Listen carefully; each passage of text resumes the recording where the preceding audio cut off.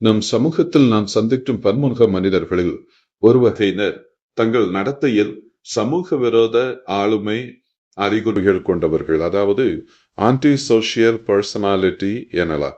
சிலருக்கு இது உளவியல் சவாலாகவும் அல்லது சிலருக்கு இது உளம் சம்பந்தப்பட்ட நோயாக கூட இருக்கலாம். சமூக விரோத ஆளுமை கொண்டவர்கள் பொதுவாக சரி என்றும் தவறுகளை பற்றி கவலைப்படுவதில்லை. அவர்கள் அடிக்கடி சட்டத்தையும் மற்றவர்களின் உரிமைகளையும் மீறுபவர்கள். ஏதாவது பிரச்சனைகளில் சிக்கி இவர்களுக்கு இழப்பு கூட நேரிடலாம். எவரையும் எதிர்த்து இவர்கள் மோதுவதற்கு தயாராக இருப்பார்கள். பொய் சொல்லுவது, வன்முறைகளில் ஈடுபடுவது, வன்முறையாக நடந்து கொள்வது போன்றவை இவர்களுக்கு புதிது அல்ல. யாருடைய உணர்வுகளையும் இவர்கள் மதிப்பதில்லை.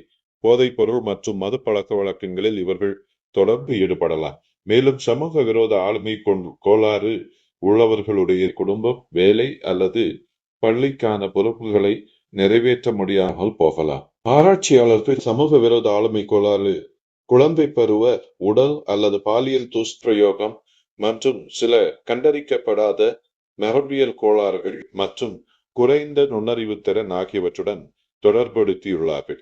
இவர்களுடன் பழக்கும் போது வாழ்க்கை நமக்கு கற்றுத்தரும் ஒரு முக்கியமான பாடம் என்னவென்றால், நல்லவராக இருங்கள், ஆனால் எளிதில் ஏமாறாதீர்கள் என்பதை. கருணையுடன் பழகலாம், ஆனால் கண்களை மூடிக்கொண்டு நம்பக்கூடாது. அவர்களின் ஒவ்வொரு கதையும் ஒரு திரைப்பட கதை போல சுவாரஸ்யமாகவே இருக்கலாம். ஆனால் ஒரு நல்ல பார்வையாளர் செய்வது போல கைத்தட்டுவதற்கு முன் கொஞ்சம் யோசிப்பது நல்லது.